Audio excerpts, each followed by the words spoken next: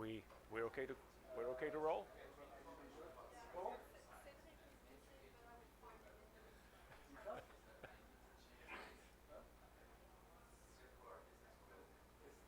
Okay, we will roll. Excellent. Okay, good morning, everybody. Thanks for joining us this morning.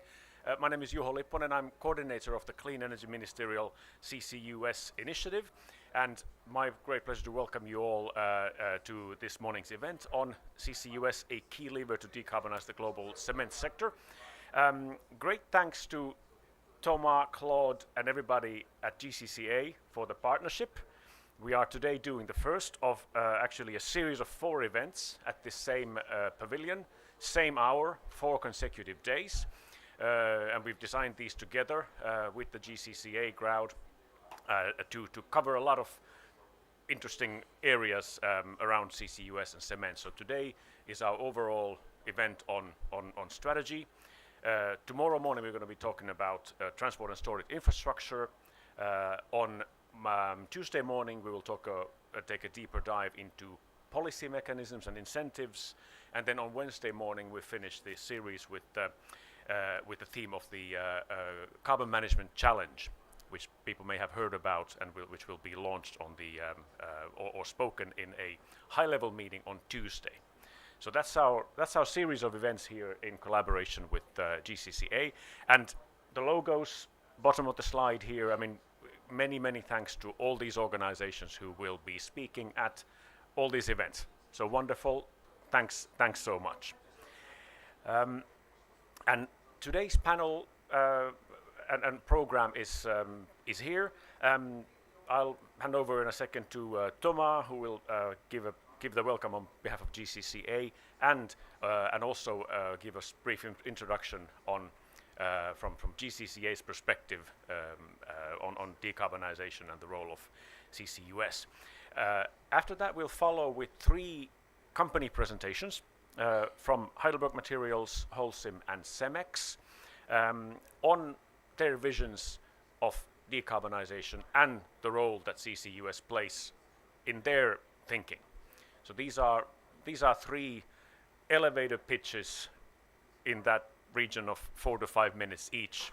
And after that, the 3 company presentations, we will have a panel, and the panelists companies will be joined by representatives from the Clean Energy Ministerial, from UNIDO, and from the Norwegian Ministry of Petroleum and Energy, and we'll have a discussion on these topics with them.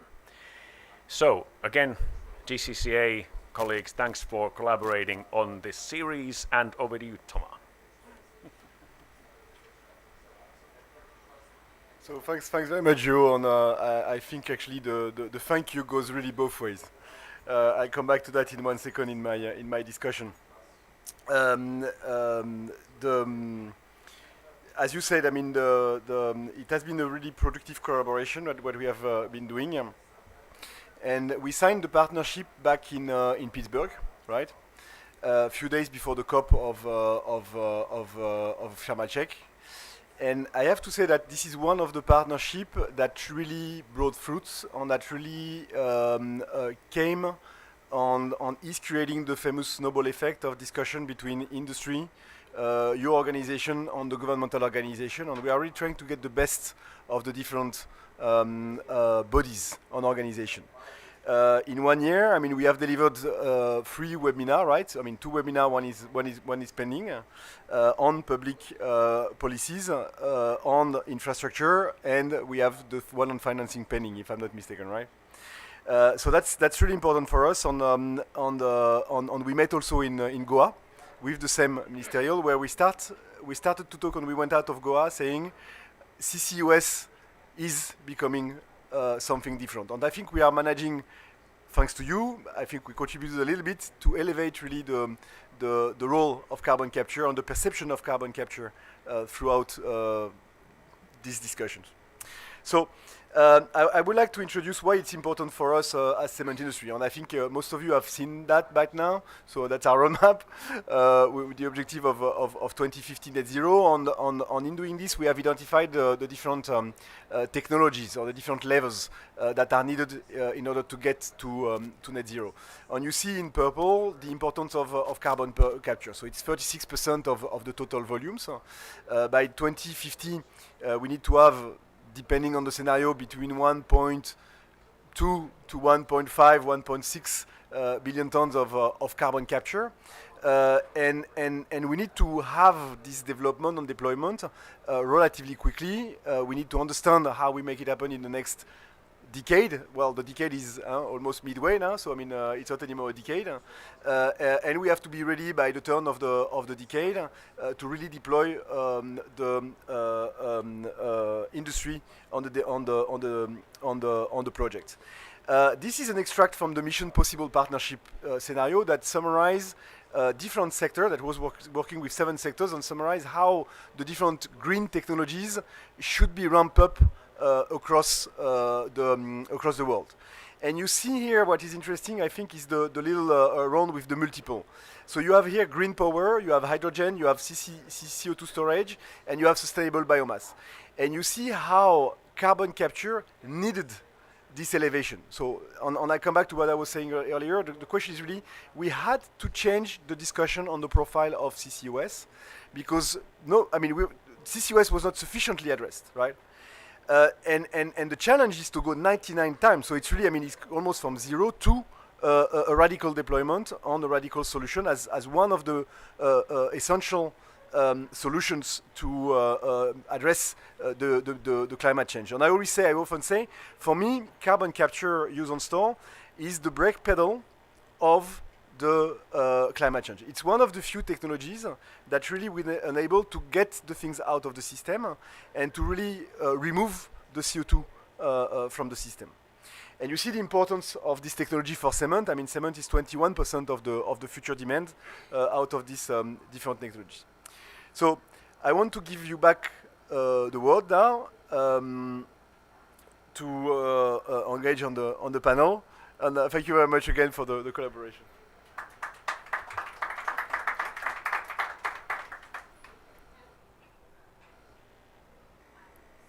Yeah, thank you, Thomas. So next up on the program is indeed a series of 3 quick company visions. We have Winston Beck, who is Head of Government Affairs at Heidelberg Materials. We have Vicente Saizo, who is Vice President for Global Sustainability at Cemex. And we should have and will have Cedric Demeus, who is Vice President for Group Public Affairs at Holcim. Cedric is lost somewhere on the web, but he should be with us any moment. And here, really, the idea is that we hear 3 short and snappy company visions on decarbonization and the role of carbon capture in it. And maybe to start us off, Winston, you might go first, and then we follow with Vicente.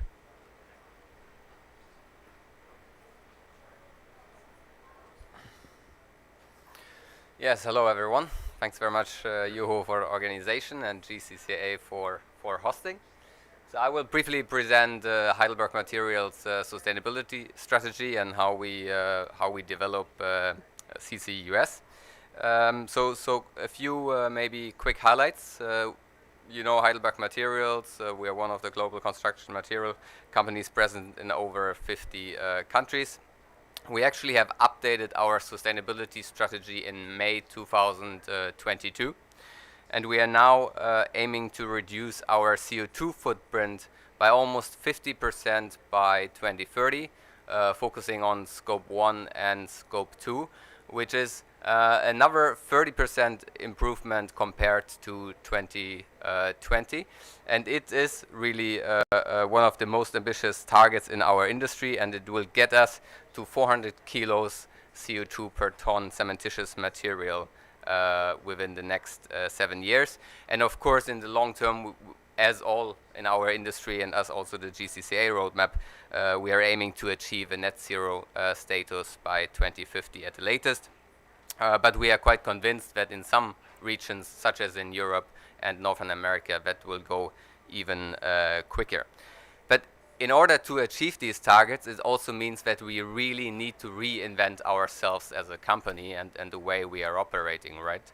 And we also really need to look at all different levers we have in order to achieve the targets.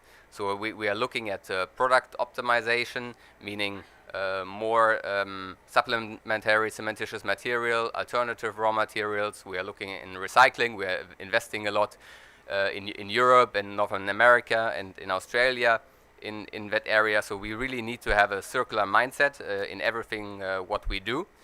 But as also Cedric, no, as also GCCA said, Thomas said, in order to get there, in order to get to net zero, we need carbon capture, storage, and utilization. And I think important for the cement sector and important for our strategy at Heidelberg Materials, we don't only need it to get to net zero, but we already need CCUS in order to achieve our own targets for 2030. And that is why we are working internally on the CCUS master plan. I mean, our roadmap is built bottom up, so we really have looked at all our 140 plus sites around the world, how we can decarbonize, and we have a major CCUS master plan internally. But so far we have published 9 CCUS projects, mainly in Europe and in the US. And we are aiming to put in operation the first CCS facility in cement by the end of 2024. That is our plant in Brevik in Norway, where we will capture 400,000 tons of CO2. That is 50% of the emissions. And then we hopefully can put in operation the first full-scale CCS plant in Edmonton in Canada in 2026. And that project is also going very well, and we are in discussions with all the governments in order to also create the right framework conditions and of course the support measures. And that is really, I think all of us are now working on the implementation.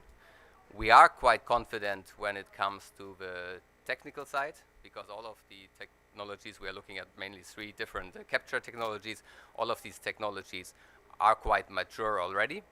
We are also rather confident when it comes to the operational side. Of course, I think there's a lot still to learn and to experience when this first project is being launched. But we are quite confident that we have the expertise by now. I mean, we are looking at CCUS since 2005. Brevik has been developed since 2014. But where we are really still lacking the support is on the commercial side. So we really need to look at the funding. We need to look at the infrastructure, be it the CO2, be it the energy, and also be it to make it a business case.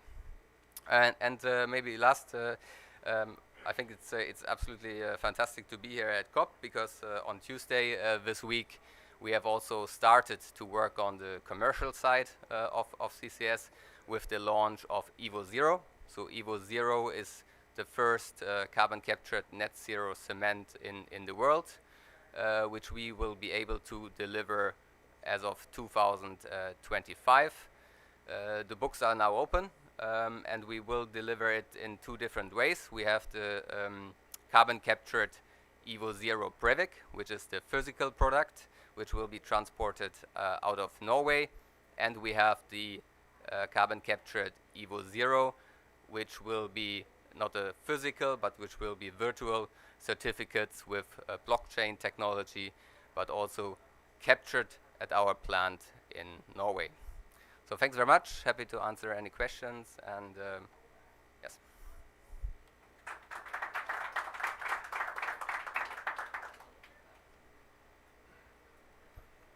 Hello, good morning. Thank you very much for the invitation and for the intro.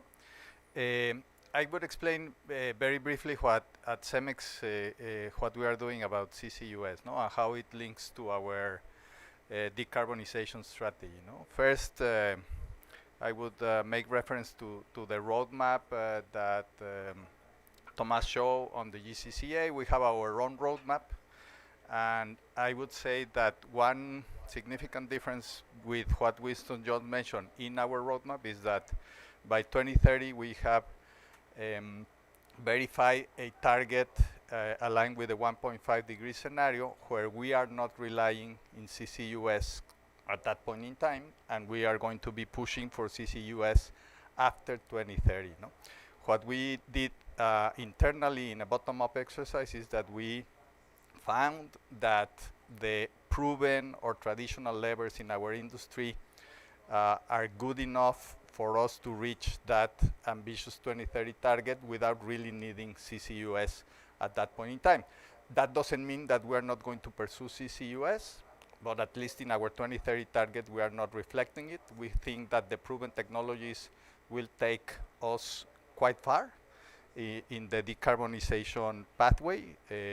Almost 50% of our emissions will be reduced by 2030 by relying on those proven technologies, which is alternative fuels with high biomass content, decarbonated raw materials, reducing the clinker factor through the use of blended cements, the use of hydrogen in our combustion process to reduce specific heat consumption, etc. So we think that those proven technologies really can take us quite far, maybe almost 50% by 2030, and if we push them beyond 2030, maybe 60% or something like that, only on those technologies. We think it's very relevant for the industry to continue to push those levers, because those levers are feasible, are profitable, the investments have very good returns, and there's a business case for those. No? So we think that's what makes sense.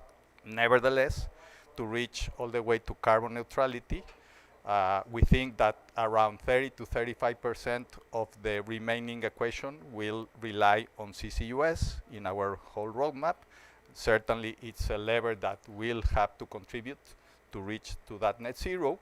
But since this technology is at an early stage of development for our industry, we think it will take time to mature and to develop the business case for that to happen, no? And that's why we think that will evolve a little bit later than what is already available for us to do immediately, no?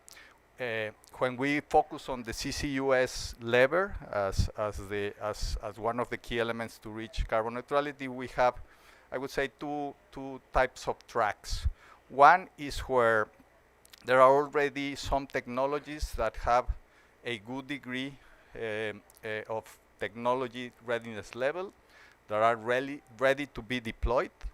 Perhaps those technologies, obviously at the very first stage, will have a level of cost that will have to evolve in the future, but for those technologies, what we are thinking for those technologies is their immediate use in some large-scale projects that definitely we are envisioning to do. We need to get ourselves involved as part of the industry in developing and pushing the scale-up of those technologies. We are looking at Europe and the US to deploy those large-scale projects, because that's where there is government support and government funding to help the business case of those projects to make them a reality. And in parallel, we think there will still be room for innovation in some disruptive CCUS technologies that could deliver some lower operational cost and maybe lower capex cost in the future. And we are also working in smaller scale pilot testing of those technologies with some startups.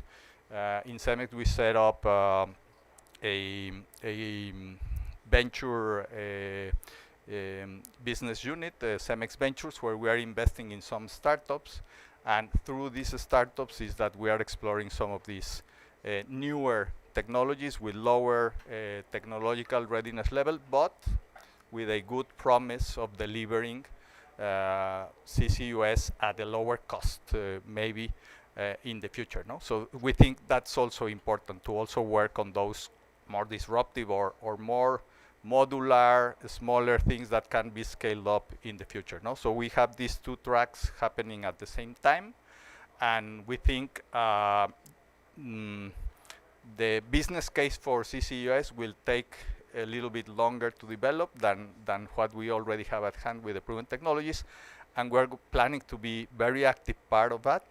I think the leadership of the global companies in the CCUS will play a big role in helping that process move faster. What we are also finding out in each one of the projects, each one of the plants has to have a very different solution, custom made. That makes it complicated from the point of view of developing a project. It will not be a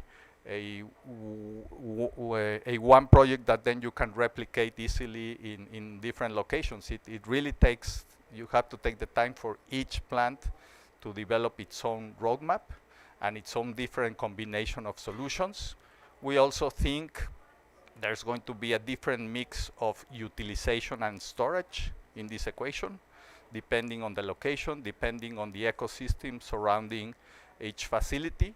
So this is really a game where we have to focus and do a deep dive in each one of our facilities and then decide what is the best roadmap for each one of them. No?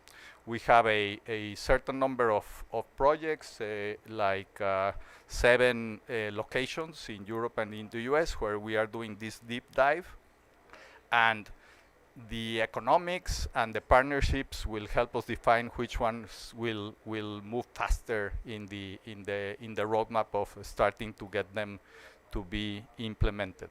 Certainly, both in the US and in Europe, the grants are a big facilitator of providing a temporary business case to try to make them happen.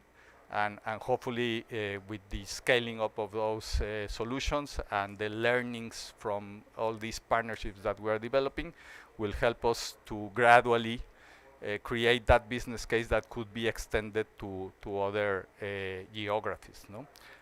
And I think that's in a nutshell what we're thinking about CCUS as an overall strategy. It's a relevant lever. A lot of CO2 mitigation can happen with existing levers. We really want to put an emphasis on that, because then the amount of CO2 that has to be captured and stored will be smaller, and the challenge will be easier to handle. No, so that's more or less how we are approaching it, and we'll see. It's very, let's say, tough competition that we are facing, and I think from that competition good things will happen, and things will move faster in our sector. No? Thank you.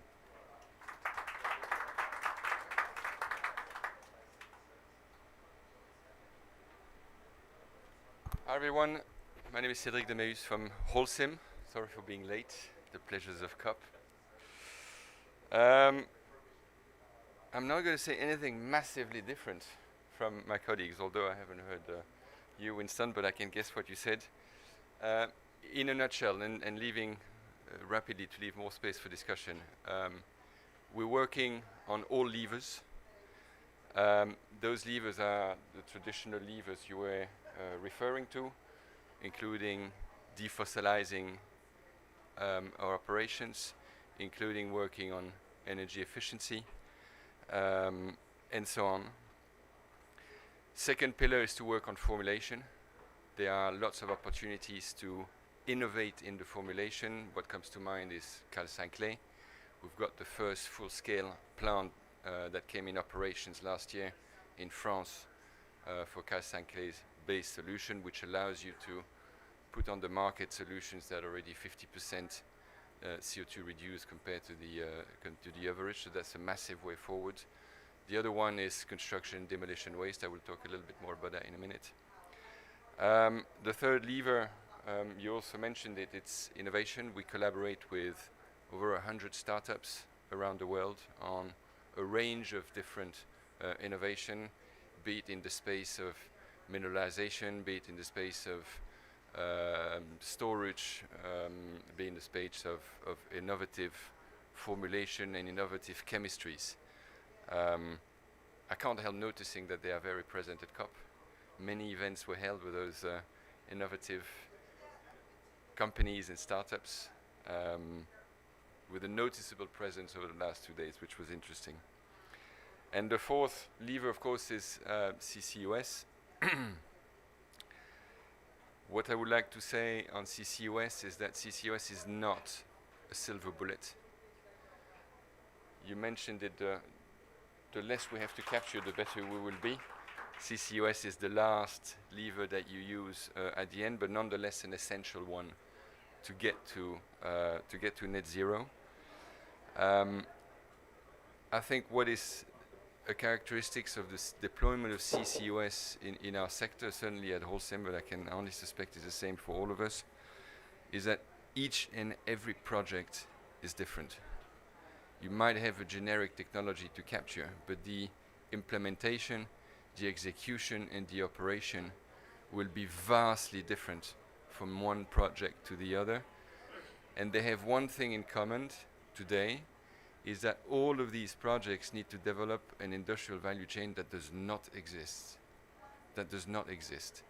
And each and every site where you have such a project, you need to develop this value chain, whether you use the CO2, where you store it, and so on and so forth.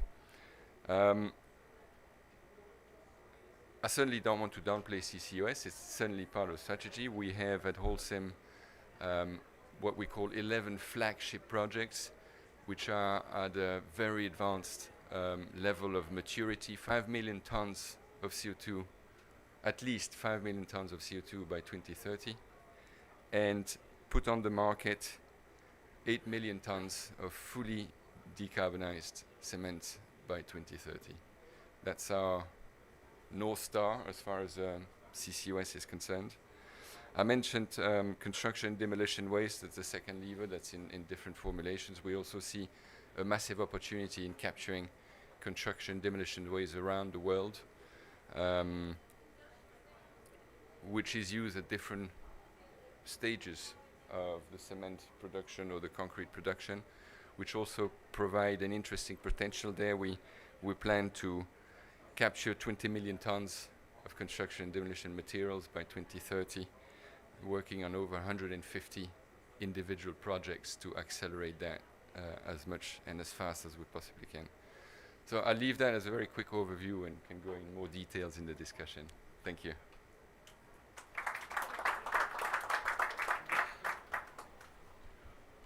Great. Thanks to all the three company representatives for their views. Really interesting to hear the role of CCUS. Also interesting to hear how speeds might be different, how implementation is maybe going to take some different times. But however, the carbon capture is an essential lever, and it will play a role. So let's move on then to the panel, in which we will be joined by Stig Svenningsen, who is Deputy Director General at the Ministry of Petroleum and Energy in Norway. Welcome, Stig.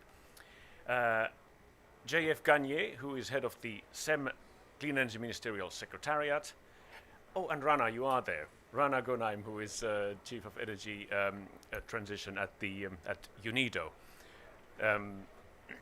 Thanks everybody for joining. And we know that Stig has a hard stop in, I think, 15 minutes from now at the latest. So Stig, you will just then leave when you need to leave. And but thanks for being us even with for a shorter time. And thanks everyone.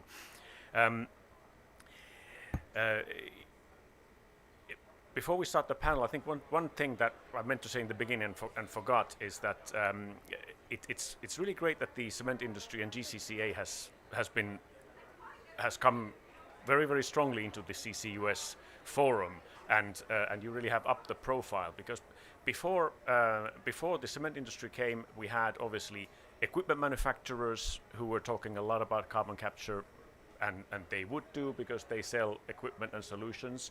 We had industries that may help, that will need CCUS to decarbonize and can offer infrastructure and storage services, i.e. oil and gas. They were of course present in the beginning, but cement sector really is the first one that has come out and said, hey, we need this technology, it's part of, we are going to be users of this technology. And that's actually a really helpful setup to start with, and that's why it's really particularly good to have the cement industry in this game so actively. But let's go to the panel for the next 20 minutes. And starting with you, Stig. Norwegian government, you have chosen to support the Norcem Heidelberg Materials Breivik cement project under your Longship program. Can you tell briefly what led to the decision to support the cement sector CCS project in Norway? Thank you, Juho. CCS in Norway has never been about electricity or power generation, just to start there. Because we are close to 100% renewables. So for us, CCS has always been about decarbonizing industry.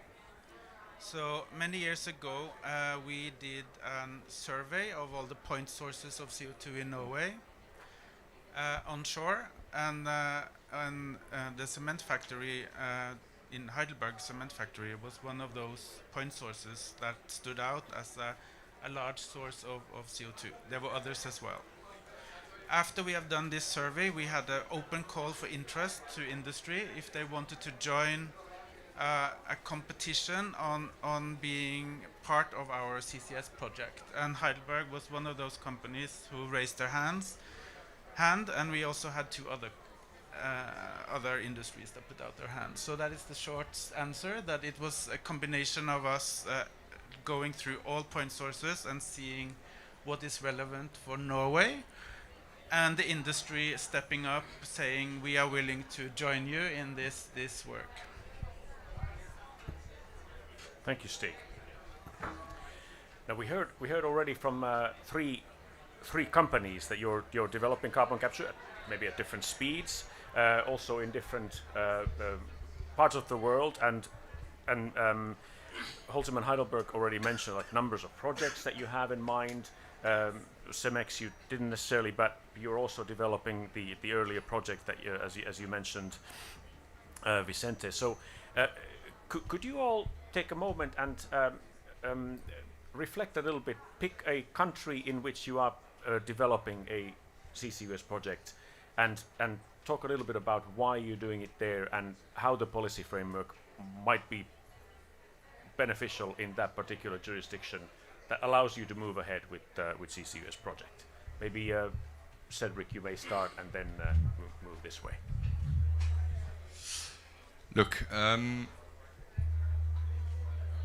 I think where we are engaged in CCUS projects is where you have the most mature policy environment. You have fundamental pieces of it. The central one in our perspective is carbon pricing. Carbon pricing, a reasonable carbon price, is fundamental to build a necessary business case, because let's be honest, I don't think I've seen any project, even those that are shovel ready, where the business case is fully squared and closed. So if you don't have a carbon price, it becomes very complicated to build a business case. You also need a regulatory framework behind that gives you clarity on what you can do with the CO2 that you've captured. If you want to use this, lots of demand for usage. In some parts of the world, the regulatory framework does not encourage you to use the carbon, but pushes you to store it. So it's a mix. I think Yes. So absolutely, I think the incentives is a very important point. The other important point is, of course, the storage. So we need to have the availability of the storage, and we need to have, I think, also the public acceptance. So as I said, we looked at the map, and I think the area which is the most likely where CCS are being developed first is, of course, because of those reasons, in Europe and in the US. In Europe, our first project is around the North Sea, because the North Sea is where we do have the storage available. But I think also important is really the transport side. So I mean, the shorter the distance is to the storage, the less complex, or if we have a pipeline available, for example, it becomes more cost efficient, and it also becomes a bit more straightforward to implement. So one example I could point out very quickly is our project in Bulgaria, for example. I think that's an exciting one because it's a full chain CCS project in Eastern Europe. It's actually directly located at the Black Sea, and we will develop a CO2 storage in a depleted gas field under it. So that is one of the few projects, I would say, which are a bit more advanced in the thinking, which are not located directly in the North Sea, or will transport it to the North Sea, because it's also very important that we develop storage somewhere else.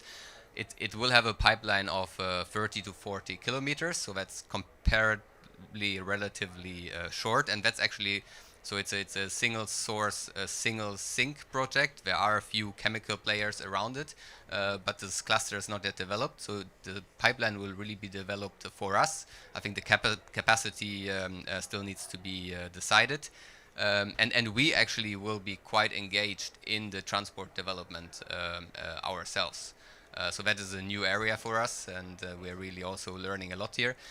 The regulator, we have the ETS from the EU side, we have the funding from the Innovation Fund, but we need to work a lot on the national regulations, because they are non-existent in Eastern Europe. The awareness for CCS is almost non-existent. So we actually took a group of 30 regulators from Bulgaria to Norway and to Netherlands to learn what is needed in order to, for example, certify a depleted gas field into a CO2 storage. But I can tell you it's a lot of work, and there's still a lot of work to be done on the regulatory side.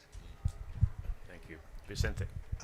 Yeah, in order to complement and not to repeat some of the things that are obvious that have been mentioned by Winston and Cedric, as we were mentioning, the challenge of each project and each location and each country, that is what is really the part that it's in continuous evolution. We have let's say, leave this like a moving target, given that there's not complete clarity in the regulations at all the different levels, even at the national level. And I would say that obviously the storage location and the distance of transportation is a key factor in determining whether a project has a reasonable cost structure that can make it attractive from the business perspective. And that certainly is one of the key elements that determines where the location could be more attractive. That is happening to be elusive. Obviously, the plants in Europe that are located near the sea and that will have a quick access to be transported either to the Northern Sea or now there's a few options that are starting to develop in the Mediterranean come at hand first. But we also think that in the future of decarbonization of Europe, there has to be onshore storage at some point in time, without complete clarity on how that will evolve. One of the places where we have learned a lot about the challenges of an onshore inland location is Rudersdorf in Germany, where we have been working several years in trying to develop a project that solves all the different challenges, and it has not been easy. It has a combination of usage of the CO2 for sustainable aviation fuel, that could deal with part of the emissions, but the remaining emissions will need a storage that is a challenge because of the transportation. So we are finding that there are a lot of moving elements in the puzzle of putting together one project, and the level of maturity of regulation is still in a very infant stage, and it's I don't know. That's why we are keeping our options open, and we continue to come up with new ideas of new locations, and we know that along the way there will be developments that will help us choose where is the place where we can do a quicker, faster implementation. Very good. Thanks. Thanks all the three of you. I think you mentioned the key points: incentives, carbon price, or whatever else it could be. The regulations, the regulatory framework that needs to be there. Of course, the storage and transport infrastructure. All absolutely vital points. Rana, I wanted to come to you next. We've heard from Norway and three companies. I mean, all three companies have their home base in an OECD country. UNIDO works a lot with emerging economies. So, could you comment a little bit on how you see and how emerging economies might see the role of CCUS in heavy industry decarbonization in general? Sure. I mean, absolutely, CCUS is part of the equation to get to net zero. But when we look at non-OECD economies, I think the most critical point is that we have different starting points. Be it in terms of access to technology, access to finance, or even policy setting. So this is something that we need to acknowledge as a starting point. Now, in terms of the challenges that we see, you talked about grant financing coming for these projects. This is absent in developing countries. So there is no grant funding coming for the support of R&D also in industry, or if, then it's very limited. The grants that we see in the EU or in the US are just totally absent there. So if we want to support this technology localization and development, this is just not there. The second point is also related to finance, is that finance is just not available, or if it's available, it's also quite expensive for companies in the global south.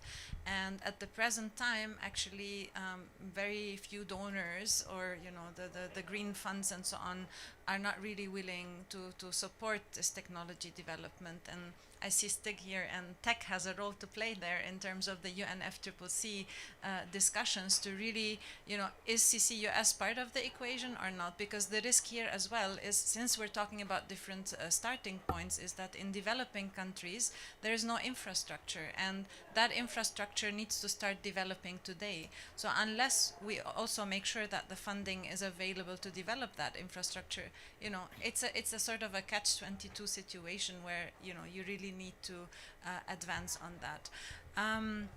And then, absolutely policies, but, there are also some good examples, like about a year and a half ago, I was in India, and there was a whole talk about the absence of policies for licensing.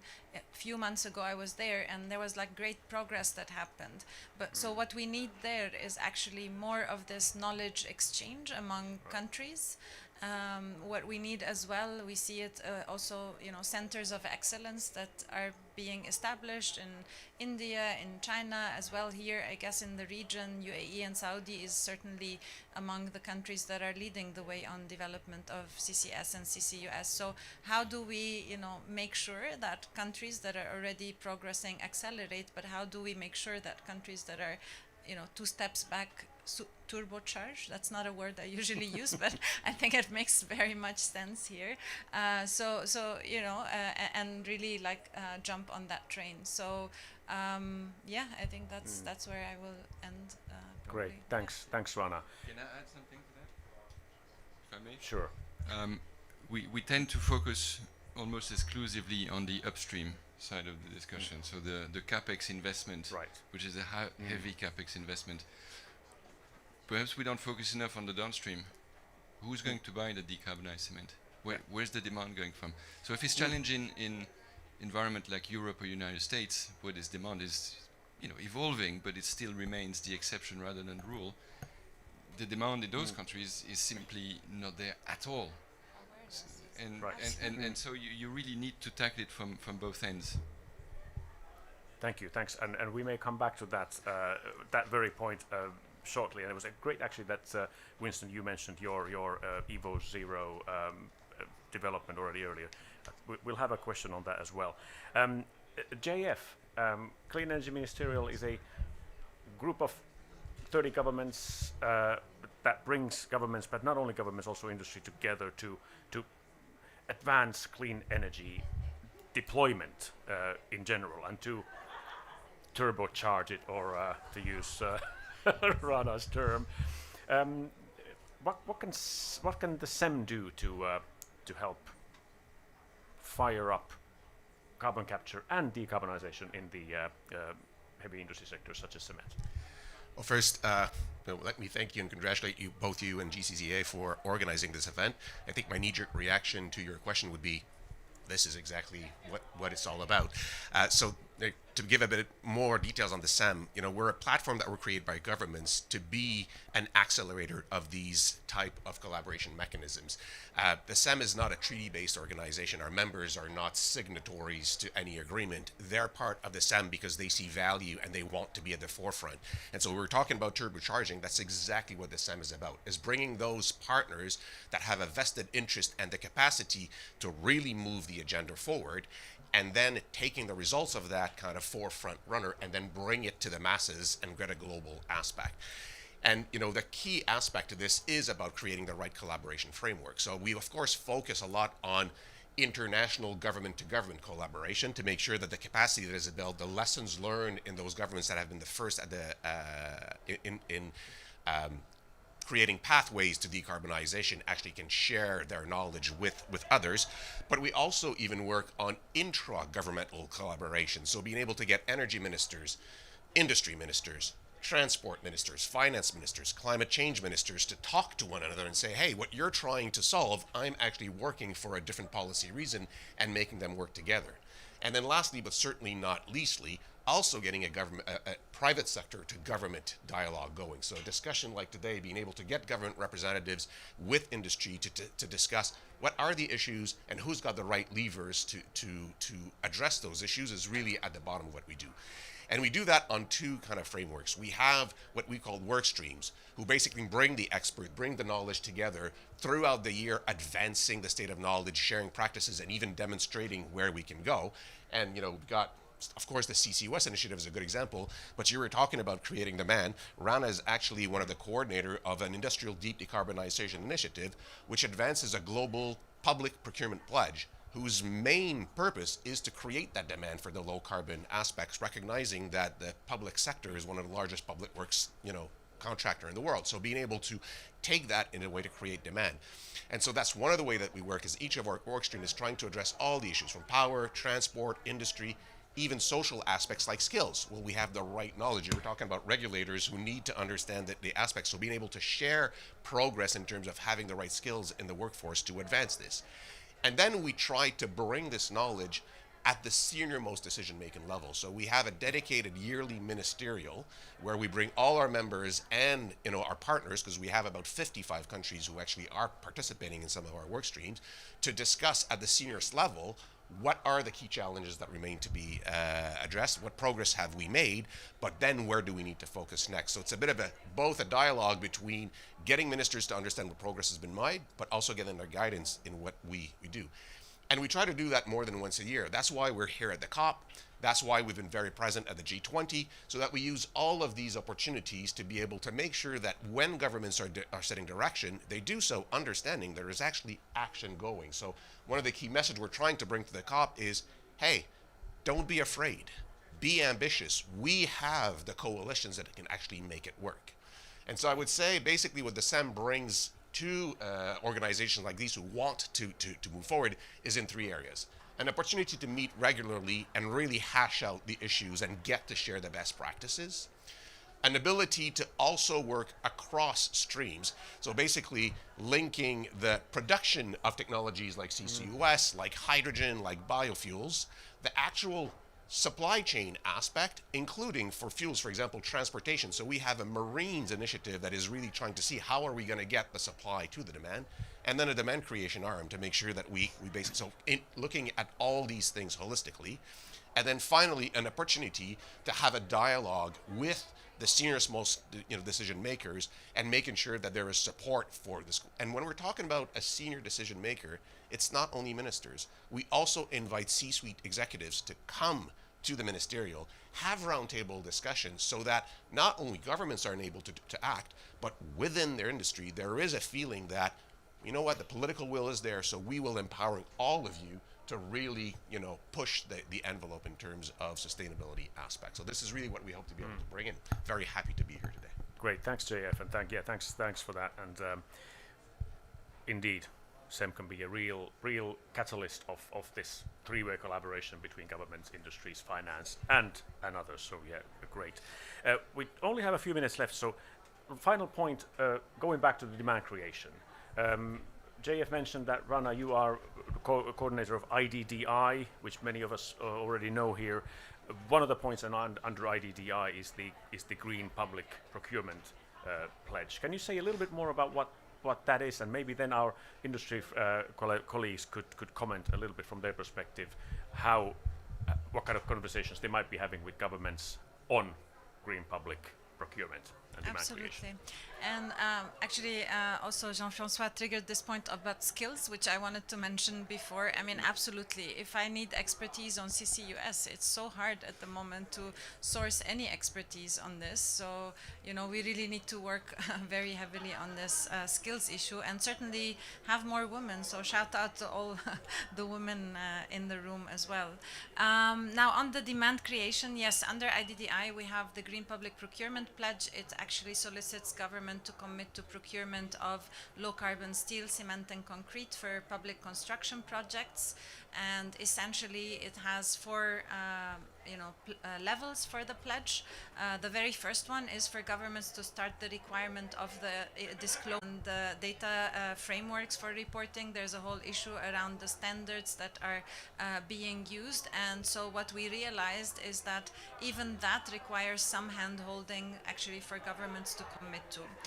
The second tier is for governments to commit to the procurement of low-carbon steel, cement, or concrete in construction projects, and you know that's based on a threshold that we sort of discussed as well with GCCA and also with Responsible Steel and World Steel.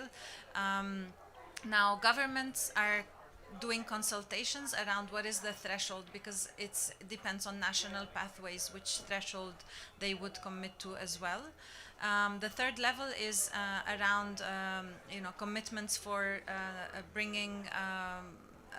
commitments for near zero steel, cement, and concrete, so on signature projects. So this is really to cause more disruptive technologies and adoption of more disruptive technologies.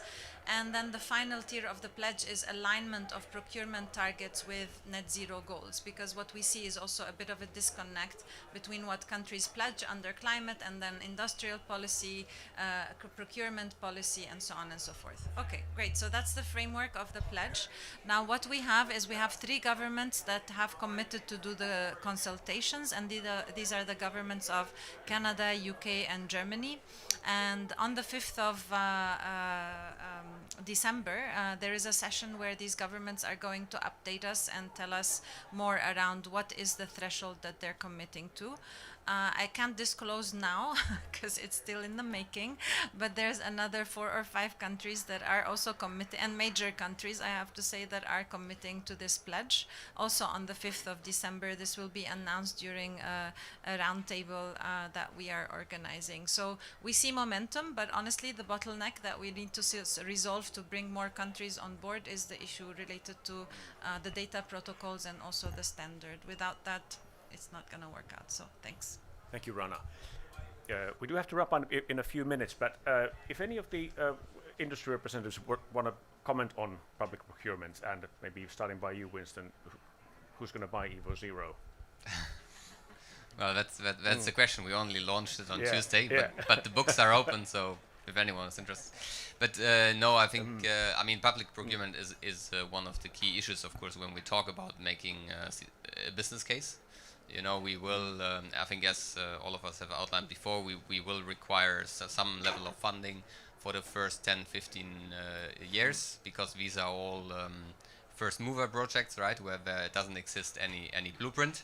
And it's clear that also the green premium itself will not get us there yet.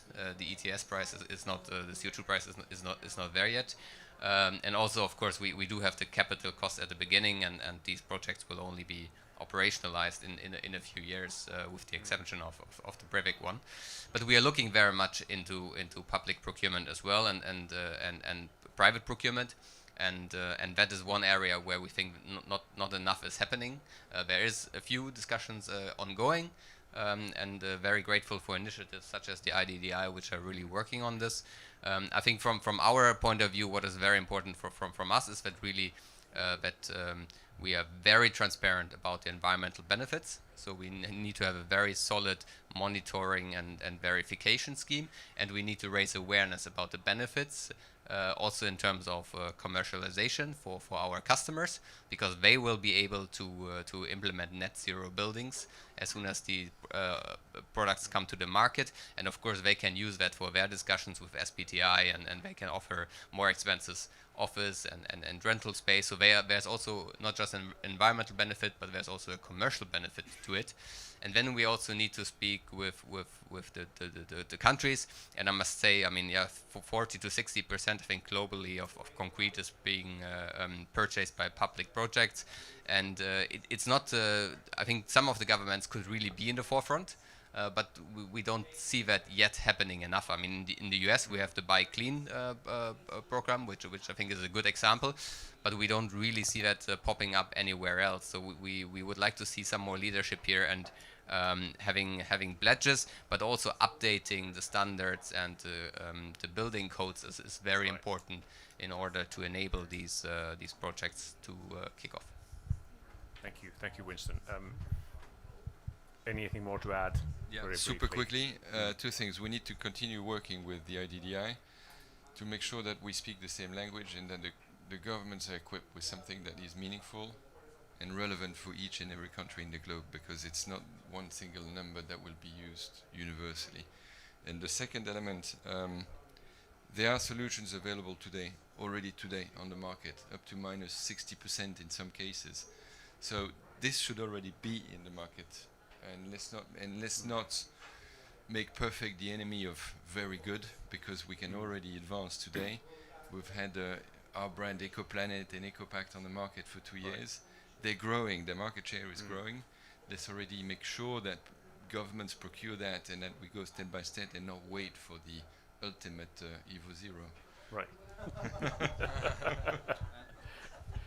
I would say to complement what governments can do, definitely the construction value chain is something that the GCCA and all of its members, we can work on the private side of things. We have to put together the specifiers of our products, like Hensler, and then the developers and the construction companies, and also create that private side of things to complement the good signals that could come from these countries that will take a lead on the public procurement, no? But I think the two elements have to work together if we want to scale up quickly, no? The demand for these products. Great. On those words, we are going to finish. Thomas, do you want to say something? Thank you very much for the, really an excellent discussion. I think it was more than a panel. It was really a discussion on a working discussion on many things. I take some of your points. Our role as an association is not to connect the dots and to make sure that wherever we have a country that has a project that has low carbon, that we also connect into IDDI, and that we make sure that all this initiative across the world with CCUS, with UNIDO, with the Breakthrough Cement, with the Industrial Transition Accelerator, that we put that together in working package, also with the National Cement Association, on that we walk the talk locally through the roadmap exercise and make things happen locally. Really, I take a lot of good things from the discussion of today. Thank you very much again. Wonderful. Yeah, thank you. And don't forget, tomorrow, same time, transport and storage infrastructure, this same space. Be back. Thanks to our panelists. Thanks everybody for staying. And nobody is to leave, I'm told. You shall stay put for some further